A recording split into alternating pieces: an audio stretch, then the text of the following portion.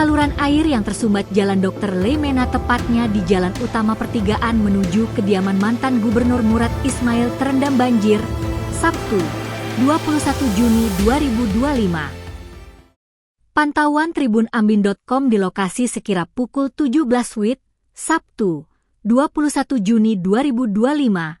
Jalan digenangi air mulai dari depan lorong LPMP hingga SMP Negeri 7 Ambon dengan jarak 265 meter dihitung berdasarkan Google Maps dengan tinggi air sebetis orang dewasa. Banjir membuat para pengendara mengeluh lantaran mobilitas terhambat.